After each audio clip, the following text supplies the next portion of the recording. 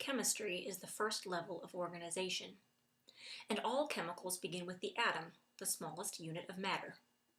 Matter is defined as anything that takes up space and has mass. Mass is similar to the weight of an object, but not exactly the same thing. Think about the fact that you would have the same mass, but would be weightless if you were in space. And the atom is made up of smaller units called subatomic particles. There are three types: protons, neutrons, and electrons. Protons carry a positive charge, neutrons are neutral, or don't carry any charge, and electrons have a negative charge. The atom is organized with a nucleus at the center and an electron cloud surrounding the nucleus. In the nucleus, you would find the protons and neutrons, and in the electron cloud would be the electrons. There should be the same number of protons and electrons, making the atom neutral. Sometimes the electron cloud is called an electron shell. There can be just one shell or several. But whether there is 1 or 10, the outermost shell is always called the valence shell. Each type of atom has an atomic number, or how many protons are in the nucleus. The atomic mass of an atom is equal to the number of protons plus neutrons. For example, carbon has an atomic number of 6 and an atomic weight of 12. That tells me that there are 6 protons and 6 neutrons. Sometimes an atom will have a few varieties called isotopes. This means that they will have the same number of protons but different number of neutrons. So the atomic number stays the same, but the mass number will change. Let's look at hydrogen. Its atomic number is 1, so all forms will have 1 proton.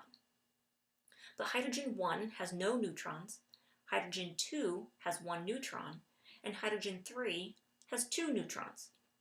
So the mass number of hydrogen 1 is 1, the mass number of hydrogen 2 is 2, and for hydrogen 3, the mass number is 3. This means that if you take a sample of hydrogen, you might have a mixture of all 3 types. The atomic weight reflects these differences. The atomic weight is the average of the atomic mass of the isotopes. The atomic weight of hydrogen is 1.0079, which is closest to the atomic mass of the most abundant isotope. As you can see in this sample, the most abundant isotope is the hydrogen 1.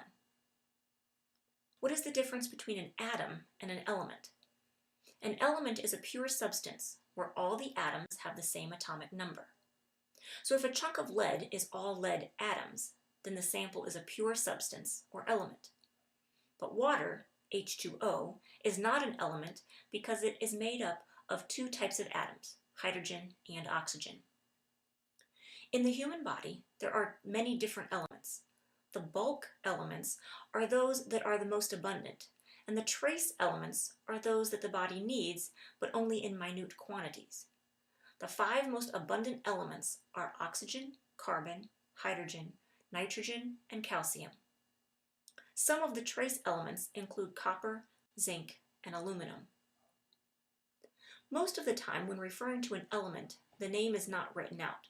The chemical symbol is used, a 1 or 2 letter abbreviation that stands for that element.